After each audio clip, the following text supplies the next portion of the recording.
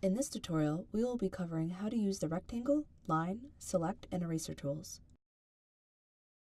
First, select the rectangle tool from the tool panel on the left. Click and drag the rectangle until you have the desired size that you want. The exact measurement of your rectangle is located on the bottom right of your screen.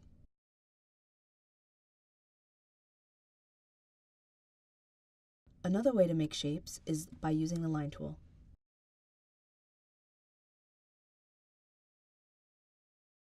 Select the line tool and click and drag until you have the desired line segment that you wish.